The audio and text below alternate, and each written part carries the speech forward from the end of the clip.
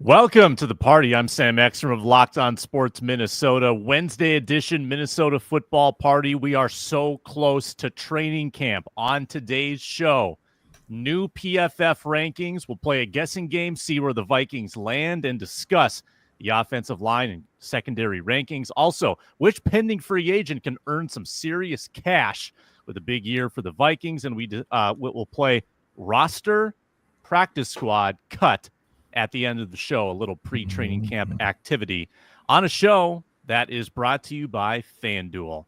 New customers at FanDuel can win $150 in bonus bets when their first $5 bet wins. It's FanDuel. And we thank you for being here and streaming us, whether it's the Locked On Vikings YouTube channel, Locked On Sports Minnesota YouTube channel, or listening to us on the Locked On Vikings audio feed. We appreciate that very, very much. Let's meet today's crew and go around the horn. Julia. Hey, guys. Julia Daniels here, KARE 11 sports reporter. Can't believe training camps are right around the corner. It snuck up on us this summer, but excited for it. Excited to see how the Vikings shake out. I'm interested to see these PFF rankings. I haven't looked yet, but we're supposed to be guessing. I'm very interested about this offensive line. I'm Ron Johnson, former Gophers wide receiver, NFL wide receiver. Just had a chance to talk to my guy Blake Cashman yesterday. We had a really good talk about PJ Fleck, what he's doing. But in that locker room for the Minnesota Vikings, is the Big Ten taking over? We'll talk about that. Interesting. Very good interview. Check it out. Ron Johnson show yesterday. Find that at Locked On Sports Minnesota. And once again, I'm Sam Ekstrom. Let's do the guessing game. Pro Football Focus has ranked all the position groups. We've been discussing this throughout the offseason. Let's start with offensive line. Vikings bolster that line, drafting Donovan Jackson, signing Ryan Kelly, letting go of Garrett Bradbury. They sign Will Fries, huge contract, totally revamped.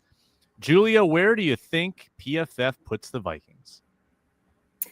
I'm going to go vague-ish here and say I definitely think they're in the top half of the league. I would go so far as to say that just because the Vikings have kind of put themselves on the map here recently, I would say they're in the top 10. I would top argue. 10. Do you want to nail a number down? You want to guess a number? 8 or 9. I want to say 8 or 9. Okay. Ron? That's my guess. So Ron, PFF ranked the Vikings 1 through 32. They're haters. I'm going to probably go with like 16. Maybe 14. I'll say 14. I'll say 14. Okay. Julia goes 8 or 9. She kind of cheated. Kind of cast a wider net. Ron goes 14. Julia, closer to the pin. 7. 7. Oh, wow. They do have the faith. Ron, you can't call them haters anymore. PFF has totally redeemed itself.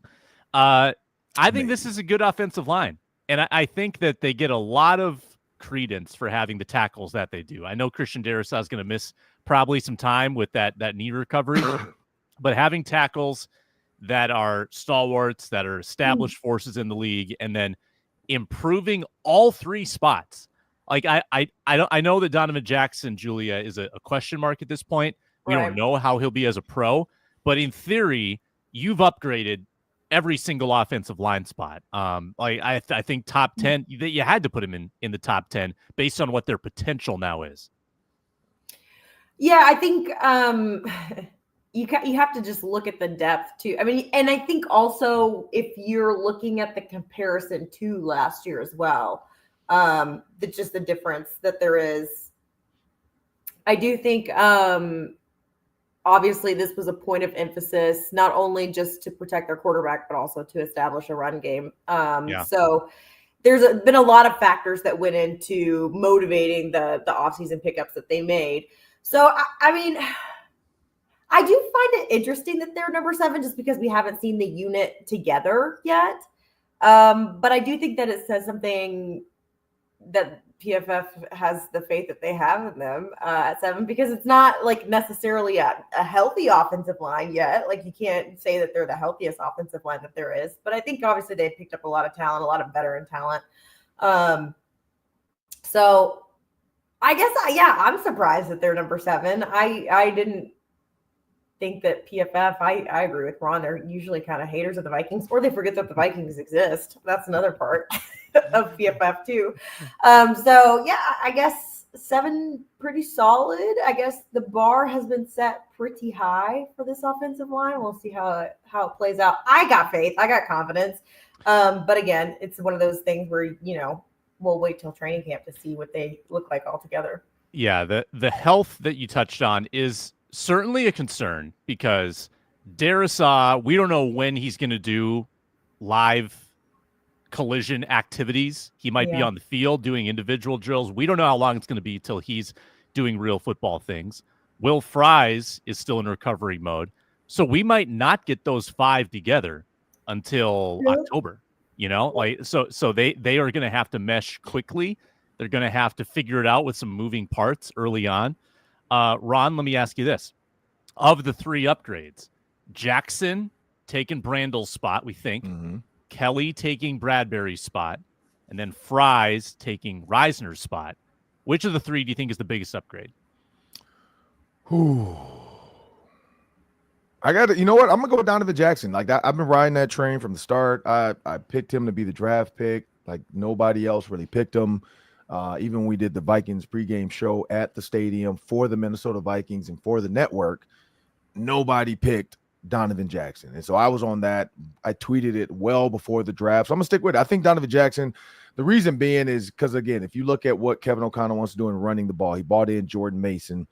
He wants to run the ball, but he also wants to run screens because if you can run a good screen game, you cannot get after the quarterback as fast as you think because every time you think you have them, nope, that's a screen behind you, or nope, that's a fake screen. Now that's a pass. So you need a mobile guard like a Donovan Jackson. I think he has the same want to get out into the flat like Reisner. We saw Reisner was super excited to get out there and mow people down, but just younger, stronger, comes from a pedigree of champion and also team first guy. Like willing to play tackle if he has to, play guard and tackle at Ohio State. So I'll say I'll go with that one. And the only reason is because of the stuff I've heard about Fries and Kelly, more so Kelly. And I told you about that, Sam, when I talked to, some coaches from the Colts. But again, that's their situation. You're not winning. So I think it's less maybe about what they thought it was and more about like, we're not even winning these games. Why am I going to risk my health to be out there for you? And we don't even know who our quarterback is. We have no idea what our system's supposed to be right now. So I'll go back to that. But Fries being hurt, like we don't know what that's going to look like. So I'd say it's between Kelly and Donovan Jackson, and I'm gonna go with the young guy in Jackson. Old Man Time chimes in the chat. If the offense runs the ball over 48% of the time, highly specific, they make it to the Super Bowl. Last year, I checked, they ran it 43.4% of plays. So they gotta up those numbers to get to 48%.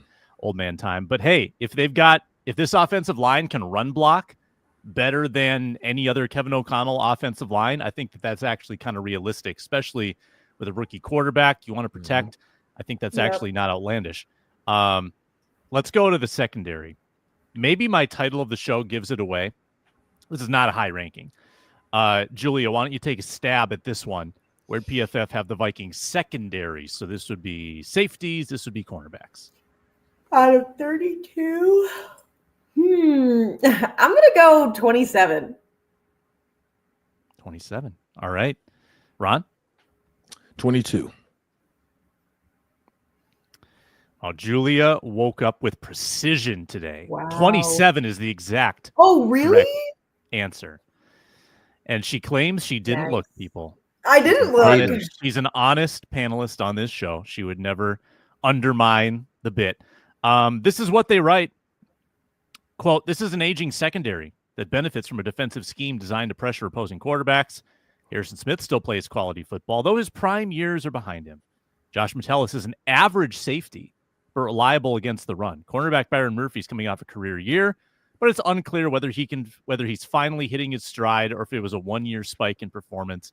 Vikings added several defensive backs in free agency, Isaiah Rodgers, Tavier Thomas, and Jeff Okudah, but they will likely need the front seven to continue generating heavy pressure for the secondary to succeed. So the haters are back, Ron. There they go. Yep, there it is. Harrison Smith, he's past his prime. Josh Metellus, average. Byron Murphy, 1 year blip, anomaly. Really, the three best players in the secondary, they've found a reason to down.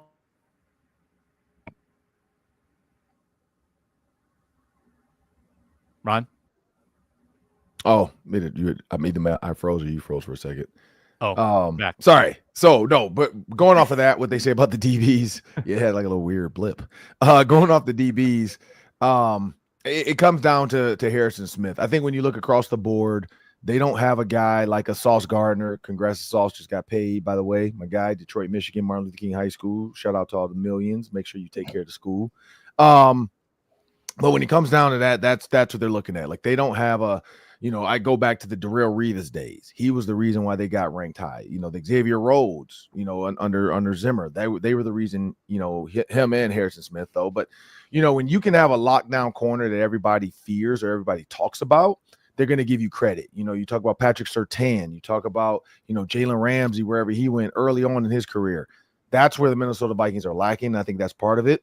I think Byron Murphy is a good cornerback. I don't think they consider him like prime Deion Sanders or anything like that, or one of the greatest to ever do it.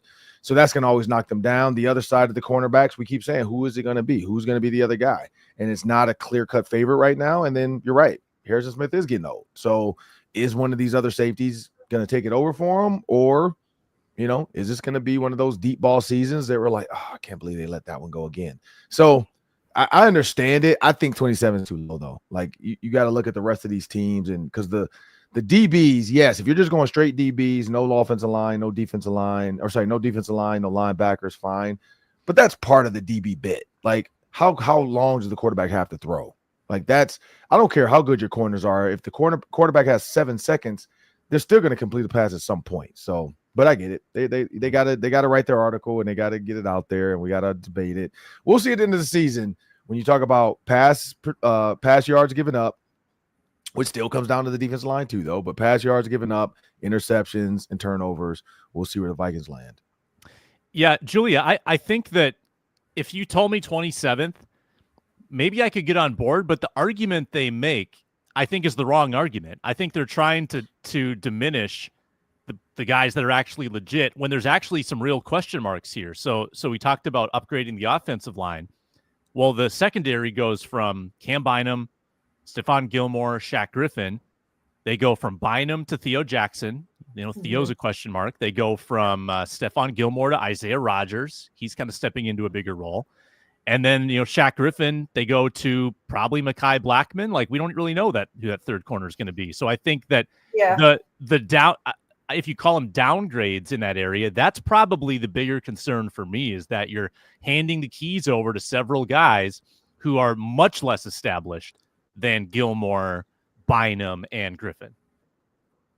Yeah, I think, Mekhi, obviously, we've only seen him in his rookie season, and I think they were putting a lot of eggs in Mekhi's basket last season before he got hurt. Mm-hmm. And so he's this huge, like, what are we going to get out of this guy? What are we going to see? He's not very big, which, he's a corner, so it's not that big of a deal, right? But also Theo Jackson. Theo had his shining moments last year once or twice, and that was kind of all that anybody saw out of him to really base anything off of anything. So it is just like a big, I think that's the main thing, is like, especially we've talked about this when it comes to PFF. It's like, how much research are they actually doing on these articles, or are they just doing it like, because this is what gets them clickbait? And how much do you think that the PFF people know about Theo Jackson, Dwight McGlothern, or Mekhi Blackman? How much research can they do? Because we don't even know. And we're the ones that are covering this team primarily. So I think, I think it just has to do with like the unknown of the entire situation. And also like something that would maybe go into me making the judgment that I make is I have seen Brian Flores come in, and then it took a while for guys to figure out like what was going on and how the defense worked. And so you bring in a lot of new guys, and then you start to wonder, like, how long is it going to take them to pick up what he's putting down? And so I think there's just like so much unknown when it comes to this. I mean, who knows? We could be pleasantly surprised by a cat jumping into my screen. Pleasant surprise there, Bo. Hello. Pleasant Welcome to the surprise show. there, buddy. His weekly appearance. So I think it's just so much unknown by guys that we just haven't seen in the league a lot. And so that's why they're ranked where they are. Yeah. Ron, I think the Vikings secondary was woefully underrated last year. Here's why.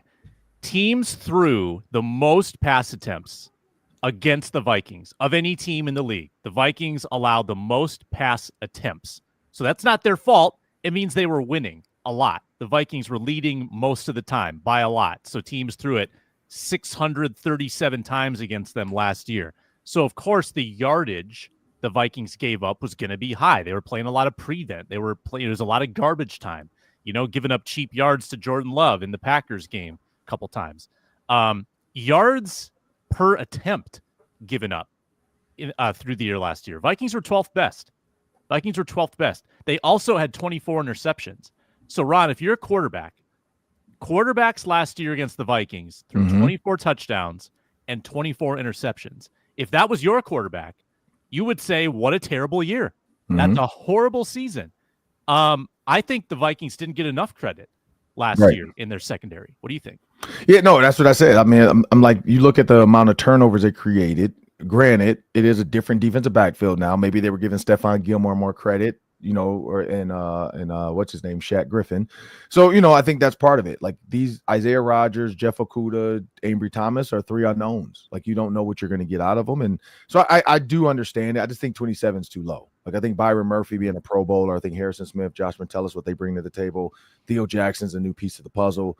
I still just think that's too low. I really do. But again, I think up to, besides Jeff Okudah, but I mean, between Jeff Okudah, Isaiah Rodgers, and Ambry Thomas, one of the three is going to step up, or two out of the three is going to step up and get that, that 1 and 2 spot next to him. Mekhi Blackmon, again, another questionable player that's not going to probably start out right away.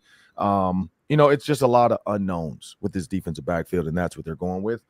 But at the end of the day, quarterbacks are getting rid of the ball quicker because of the rush. Maybe they're just giving way more credit to the defensive rush overall than the defensive backfield. I think that's another part of that. Like, you got Jonathan Gennard, you got Van Ginkel.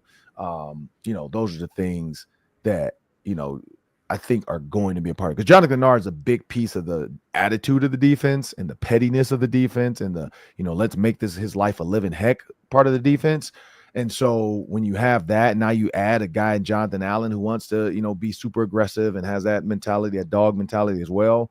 Javon Hargrave has it, I've heard. So I think PFF's it's not about the rush. It's about the defensive backs, and they're looking at the exit and the entrance. And the entrance of those three, in their mind. Jeff Okudah has a bad name out there right now. Like he went to the Lions, didn't do well. Went on and didn't do well with the Falcons. So I think a lot of people just don't know, like, is he the same guy he was at Ohio State, or what are we going to get? So I think that's the question mark.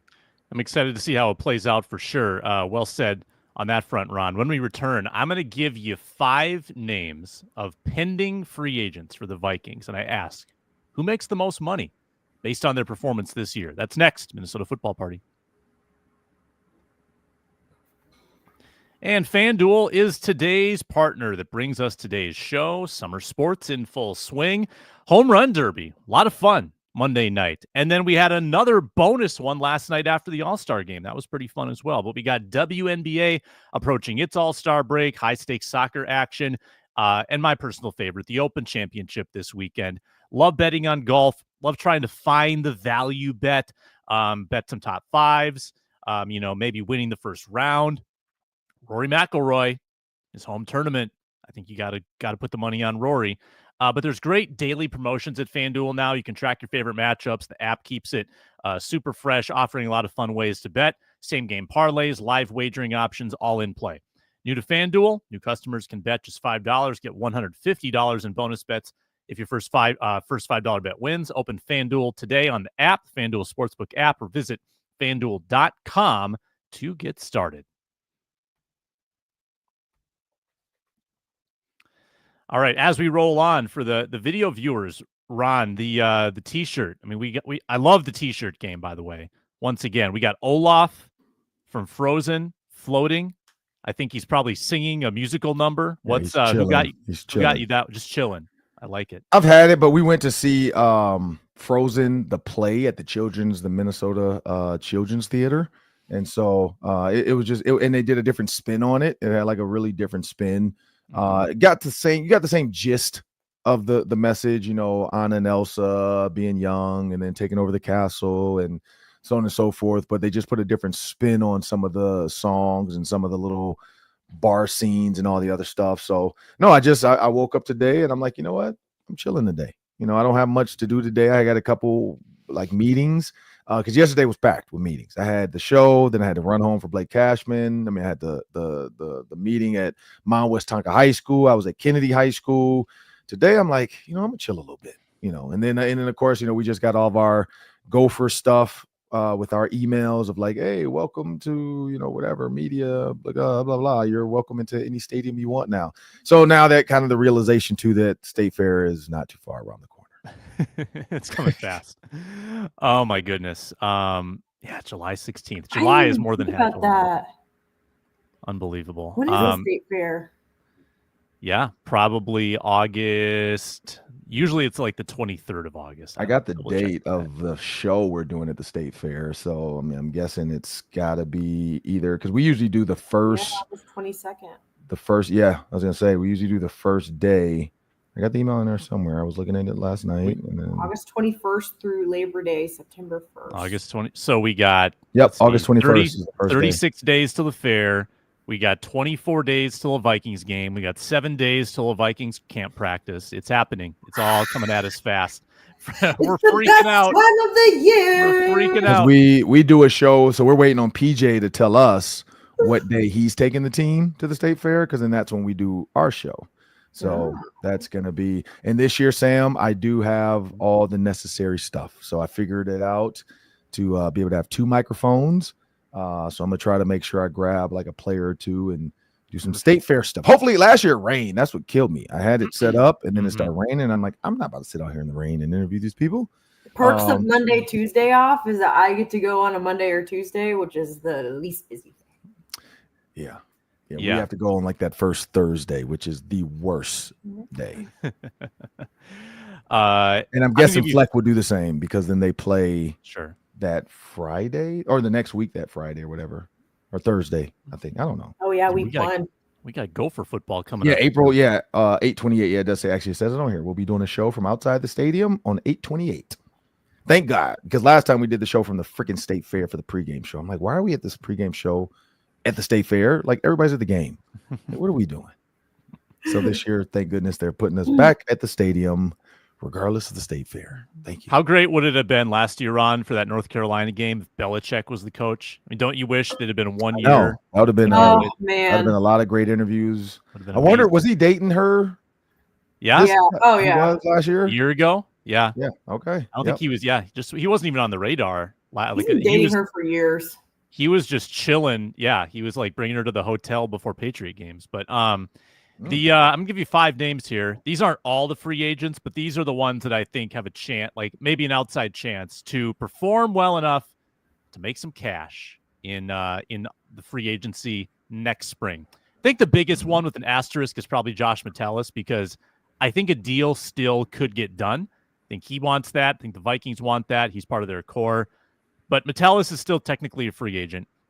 Also going to toss out Jalen Naylor, Rondale Moore, a couple receivers, Jeff Okudah, who we've discussed, could play a lot at corner, and Ty Chandler, RB3. Don't know how much playing time he'll get. Which of those players do you think could make the most money based on what they do in 2025? Ron? So I think Ivan Pace could get an extension. That's the one that's not even on there. And he's he's restricted free agent. That's a good point. Right. He's a which means they can kind of get him back if they want. With not not too contract. Expensive, but not cheap. I feel like he has a chance to make some money for the Vikings because, I mean, other than unless Kobe King goes out there and kill it, and make sure you guys go check out that interview. I specifically asked Blake Cashman as well because that's Kobe King is Blake Cashman's backup right now. So I kind of asked him what do you see right away? And he kind of explained it. And I'm like, if Kobe King, I just don't see Kobe King stepping up in that Ivan Pace role. But he did say if Eric Wilson's on the field, Kobe King might be on the field. If Blake's on the field, Kobe King could be on the field. If Ivan Pace is on the field, Kobe King, so it sounds like Kobe King is like the do-it-all backer. He can go to the Will, he can go to the Mike, he can go to the Mo, which is great to hear because we did see him standing up. So where does that do with Ivan Pace? Does Ivan Pace do enough for up and say, let's give Ivan Pace money? Or, hey, we got Kobe King. We don't need to pay you as much as you think we need to pay you. And they kind of, let him check out the market as well. But of the guys you listed, the easy one for me is Josh Metellus. I think Josh Metellus can earn himself a lot of money. With the departure of Cam Bynum, Josh Metellus is a safety. Question being now, is he going to be a true deep cover 2 safety that comes into the box every once in a while, kind of like Troy Polamalu? Can stay in the back half, can play deep, but he can still walk up in the box.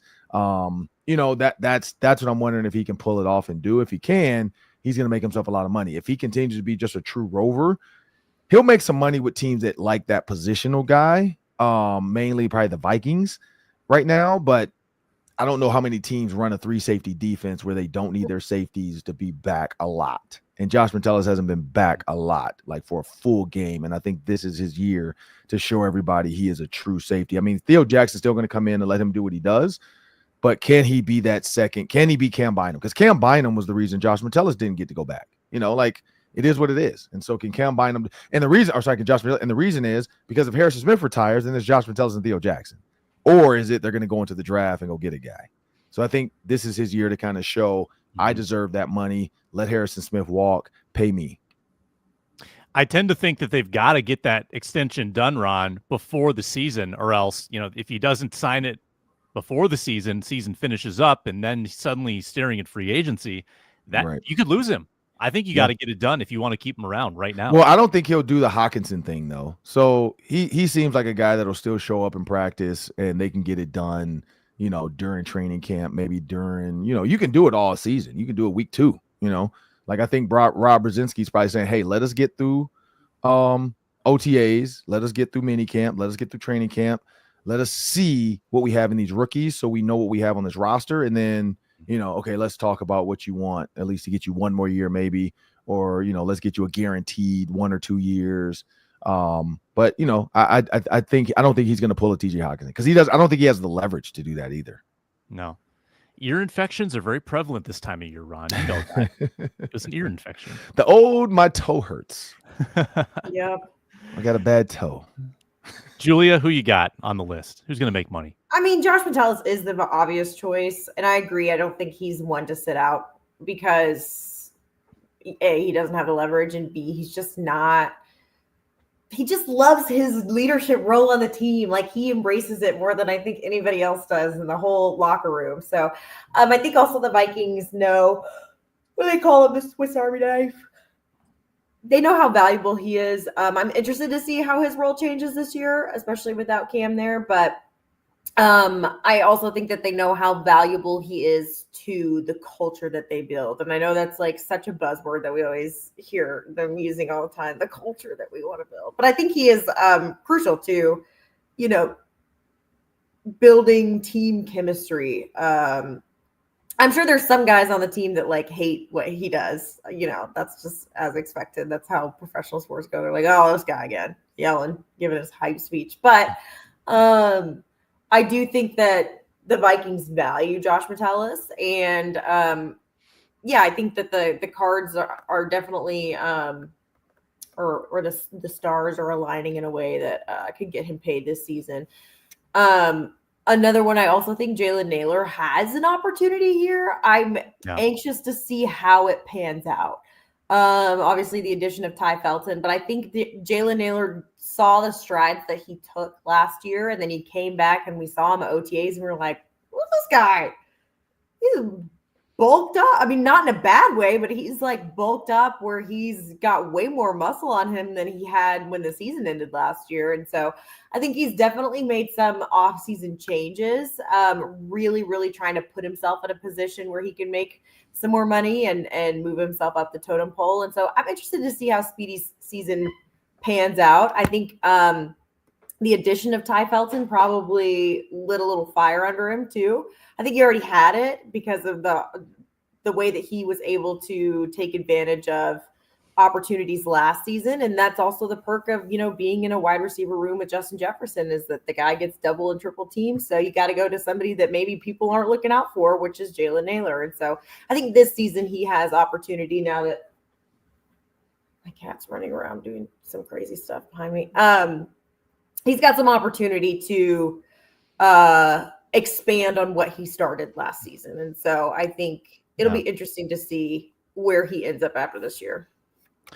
Wide receiver contracts have jumped the shark in a lot of ways, and cornerback contracts too, like with the Sauce Gardner contract, over $30 million a year.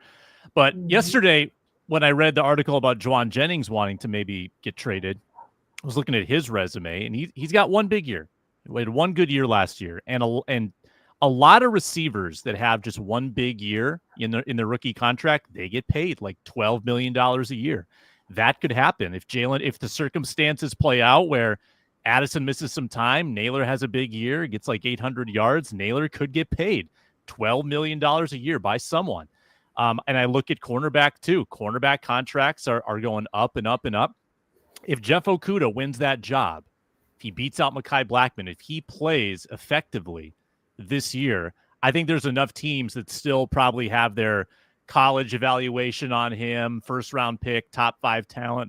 They would probably pay a guy like Jeff Okudah if he proved it for a full year and pay him $10 million or something like that. So I'm looking at Okudah, I'm looking at Naylor, and of course looking at Metellus. I think he gets paid before the season. I think the Vikings are just committed to locking down their core members, and there's no one who does what Metellus does on this team or in this league. He's so unique. But good answers all around on that. When we return, I pose the question, what's more important to coaches, the practices in training camp or the preseason games? We're always having that debate, and we'll debate it next after a very short pause.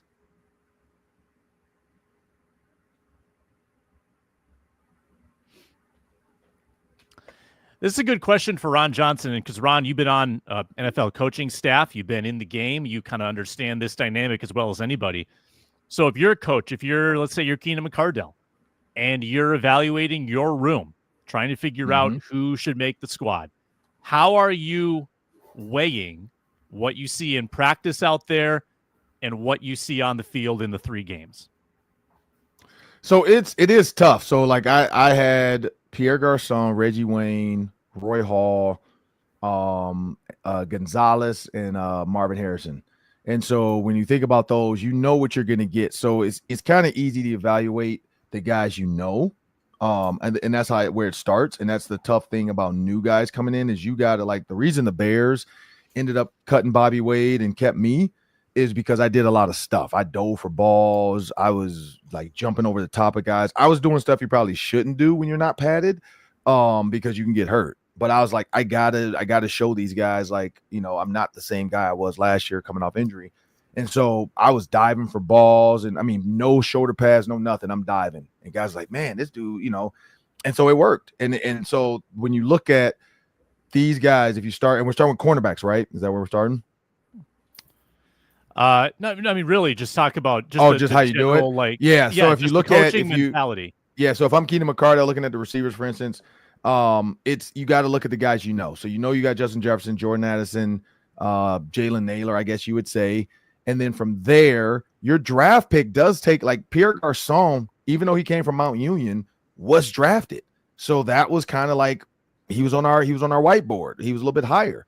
And then from there, you just move the pieces and you kind of say, okay, this guy had 6 catches today in practice. This guy hasn't had a mistake.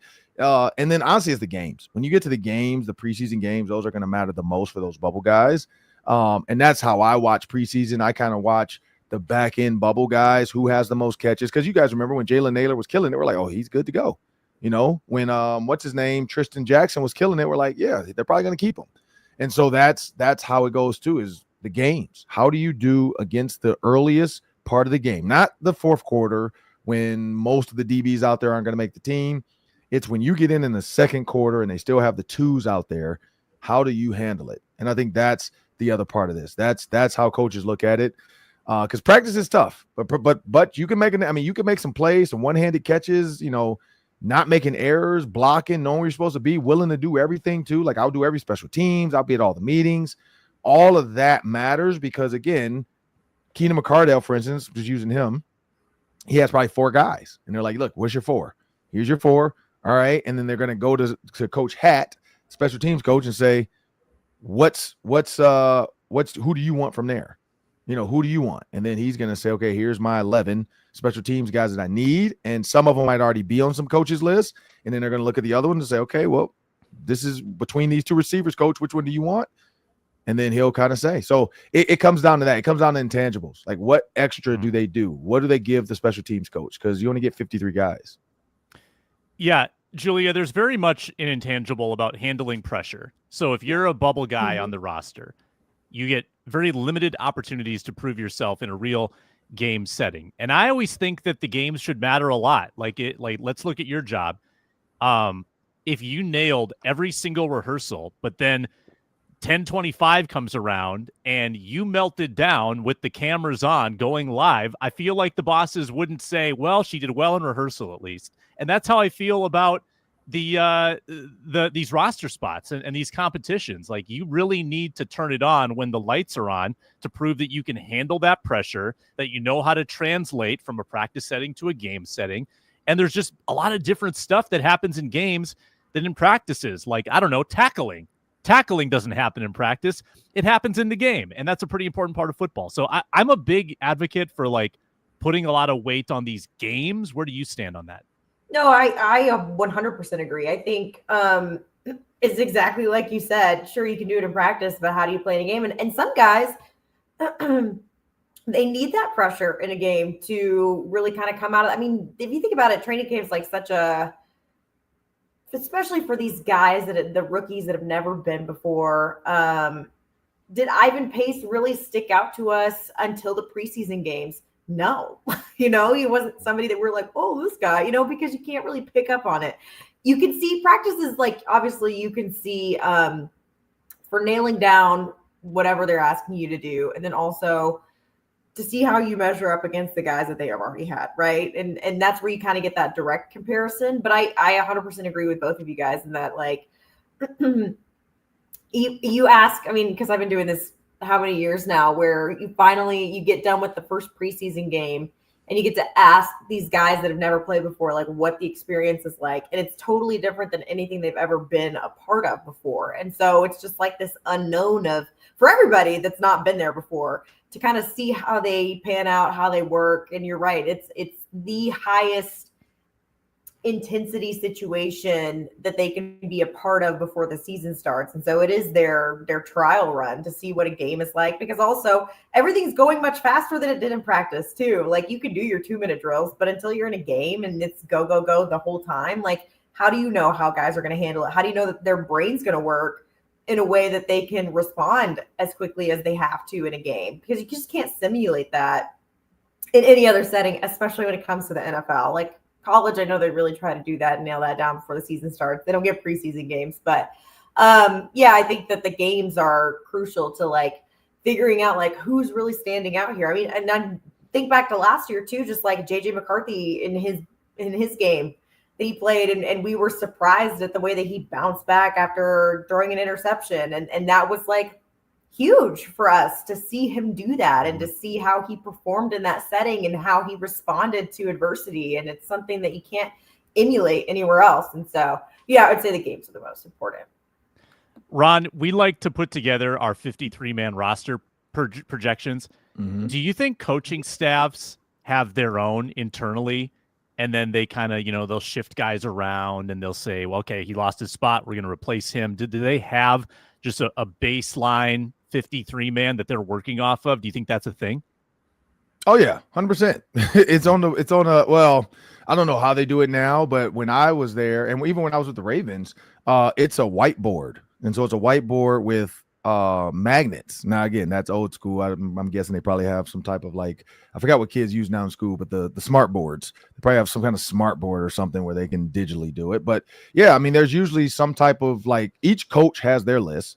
So Keenan McCardell, and I've asked Keenan this, like Keenan McCardell said, yep, I got my ones, I got my twos, I got my threes. And he literally said, man, after I'm done with these guys, there's going to be some teams when they watch our film, they're going to get some really good players. So Keenan knows he's got some guys that he wish he can keep that he just won't be able to because of numbers. And so each coach has that, and then each coach plugs their thing, so it's not like Kevin O'Connell has one. Kevin O'Connell is just the general manager of all the coaches. He, my guess is the quarterbacks too, though, but they all have to come into his room or wherever it is and, put their ones, their twos, their threes up on the board. And then from there, that's how they start building the roster. And my guess is they go 1 and 2 deep for offense and defense. I kind of talked to you about this, Sam. And it's 47 guys. After the 47, you got your 3 special teams guys. That's 50. And then there's 3 bubble guys. So I'm guessing they don't give numbers probably to 50 through 53 or 51, 52, 53, because your 3 special teams guys are going to take up a spot. And then your ones, your twos. And then, of course, like if one of the guys jumps into the twos, you take that number off him. He's okay. Do this dudes with the twos now. Like you kind of keep that active, because what you also have to do is be prepared to cut. You have to be prepared who's going to get the cut, because you don't want to bring the wrong guy into the room and cut the wrong guy by mistake. We've seen that joke on Hard Knocks before. But like you don't want to do that. Like literally, you don't. I mean, I've actually really seen that before. My rookie year, me and Ed Reed got bought in at the same time. And so I was like, oh, thank God, I'm not getting cut. If Ed Reed's in here with me, he cannot cut me in front of Ed Reed. And Brian kind of like stares at us, and me and Ed are looking at each other like, man, what the heck is going on in here? And he's like, I gotta let you guys know something. And I was like, oh man, what? You're really like, nah, you're not gonna do this. And then he was like, well, you guys are good. You guys are good. He's like, I just want to make sure you guys know that, the rookies have to do this, this, and this. And I was like, oh, okay. Oh, whew. I was like, man, what? Don't like just start off with that. Don't give us this. He was kind of preparing us for what's next, which is like rookies. It's not a lot of rookies left. So now, like, we got to kind of carry the like pads, and we got to make sure this is done, and blah blah. And Reed was the quote unquote, he's going to be the number 1 safety as a rookie. So I think he was preparing us both for all that stuff and special teams and how the meetings were going to go moving forward, because we're only going to be like 14, 15 guys in special teams meetings. So yeah, but no, there is that little bit where you don't want to have like, you say, hey coach, bring me so-and-so. He goes in there. The coach doesn't know. So he cuts the guy. And then the receivers coach, I forgot where I saw it. Maybe it was on Hard Knocks. They cut the wrong guy, and then they had to go get the guy back, because they're like, no, we didn't mean to cut you. We meant to cut him, so that's what communication is about. Making sure that list is correct. So when that guy walks in the office, you don't take his playbook, you give him the new iPad. So, and I think everybody gets an iPad. I don't know what the heck they do now. Technology is ridiculous. But we actually had paper. The Surface, the Microsoft Back in my day. Yeah, we had actual paper. You had to rip papers out, put new papers in. Here, give me this paper. This is Tuesday's papers. Here's Wednesday's paper. Like, yeah, it was paper. Now it's just scrolling. Yeah, it's totally different now. Short pause coming, and then we will play a variation of Ron's favorite game, What's in the Fridge. We call it roster, practice squad, or cut. That's next.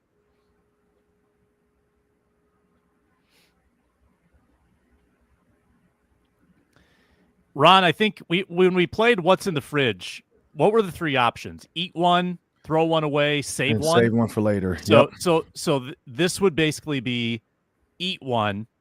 I'm going to give you 3 players. Eat one means you put them on the roster. Save them means you put them on the practice squad. Cut them means you're throwing them away. I'm going to give you 3 trios of players, and you have to sift through, make the tough decisions. I'm going to start with 3 cornerbacks. Dwight McGlothern, second-year guy, got some upside. Jeff Okudah, Reclamation Project. Tavier Thomas, who they brought in, I think, for special teams reasons. Let's start with Julia. You've got a practice squad. You've got a roster one. You've got a cut one. Tough choice. All right. We're going to roster Jeff Okudah. Yep. Okay. Practice squad, Nudie, Dwight. Okay. And cut Tavier Thomas. That's exactly what I had. I think you keep McGlothern around, the developmental practice squad guy. Okudah's the veteran, and Thomas, I think, maybe there's an Ambry Thomas. There's someone who can replace him on special teams. Ron, do you agree with that or would you No, go a I'm different cutting direction? Okuda. I don't want anybody from Ohio State. No, yeah. Yeah, I got the same. I think, I mean, I've always liked Jeff Okuda. Like I got friends in, I mean, of course, all my family is in Detroit. Detroit hates him. But I don't know if all that was his fault. You know, like when you come in and you have immense pressure and you're not given the right tools right away, and then coach kind of like beat you down a little bit, and it's tough. And he was in a tough conference. He was dealing with some tough wide receivers. He just went through a tough time with Detroit, I'd say, and so that's why a lot of people just don't like him. But yeah, no, I have the same. I think Okuda, whether he's the 3, the 4, you know, I think he's going to be on the team. And then McGlovern, yep, I would keep him there. He's a great special teams guy. Yeah, Tavierre Thomas is just the odd man out. Mm-hmm. Okay, Vikings have 3 day 3 draft picks, rookies: Gavin Bartholomew, Kobe King, Tyrion Ingram Dawkins, the defensive lineman. You got a roster 1, cut 1, practice squad 1. We'll start with Ron this time. Well, I'm keeping Kobe King. We know that. Like, that's easy. Okay. Let's see. Dawkins is the question, but I'm gonna cut the other guy, the tight end. Okay. I'm gonna keep Ingram Dawkins as well. Or sorry, whatever. Practice squad, Ingram Dawkins, and then I'm gonna get rid of the tight end. Only reason I'm getting rid of that tight end though right now, he's questionable. So that was an easy one for me. That's right. He did get hurt, I think, in minicamp. Yeah. So that is, yeah, we don't know. We don't know his status. Well, let's get Julia first, then I'll give you mine. What do you got, Julia? Yeah, I'm gonna say the same thing as Ron. Keep Kobe King. Tyrion, I think you got to keep the Georgia guy, right? Keep the SEC guy around and then cut Gavin Bartholomew. I think the tight end room is like weird this year, so it's like a weird. I don't know. I feel like there's gonna. I don't know about that. I'm lean. It's lean with no Johnny Munt. It just feels like there's a void, right? Yeah, it's like what's happening here? Could be more receivers. I had them flipped. I have them rostering Ingram Dawkins, practice squad Kobe King, and then they'll roll with Asamoah and Wilson. King will be the next one in line. Last one, offensive lineman. I think this is the toughest call. So I've got Justin School, the backup tackle, Blake Brandel, and Walter Rouse. So Julia, you can start it off. This is hard. I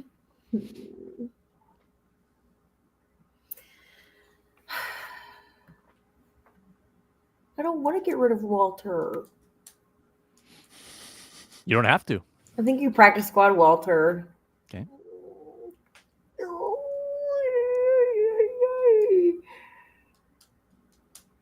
Do you cut Blake Brandel and keep Justin School?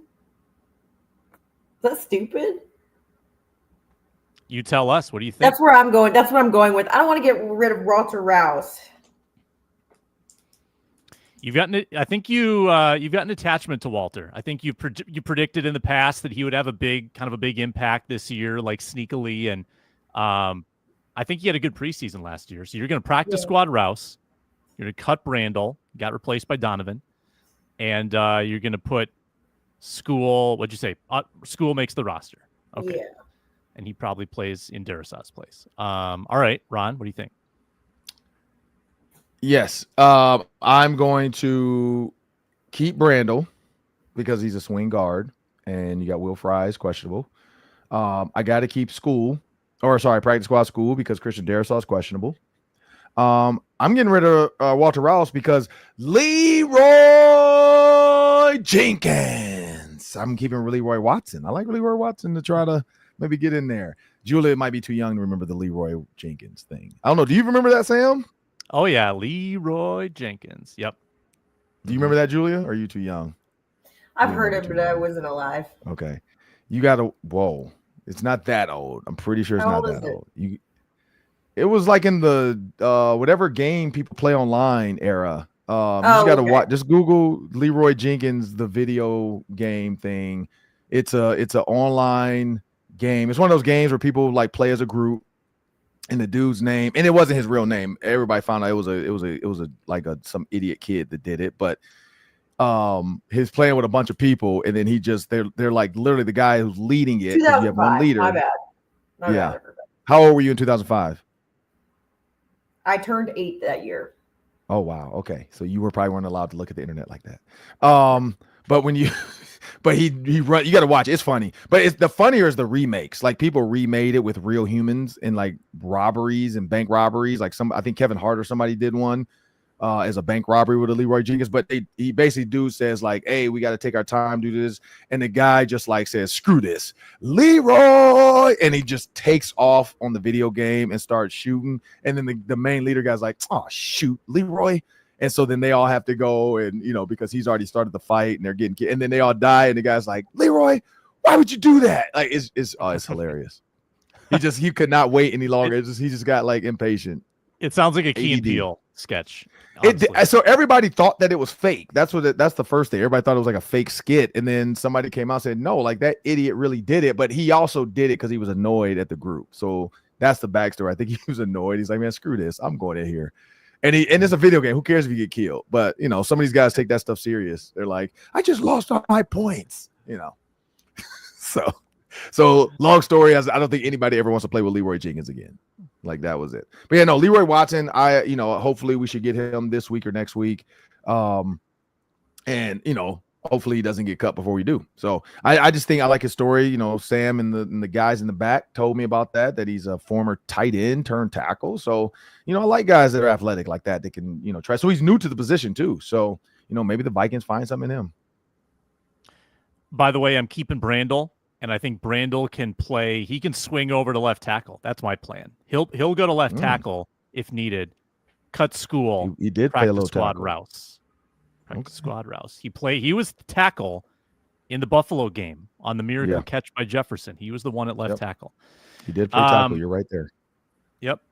Next week, this time we will have training camp press conferences to discuss. Can't wait. Also today, the NFL top 100 players. Not the NFL version. The Locked On Podcast Network version drops. Locked On Top 100. We'll have plenty of that to discuss as well next week and as the week goes on the Minnesota Football Party. That's Julia Daniels. Check her out, Care 11. Ron Johnson of The Ron Johnson Show and the Blake Cashman interview dropped yesterday. And I'm Sam Ekstrom. We appreciate the comments, the views, the listens, and the subscriptions. And we will talk to you next time. See ya.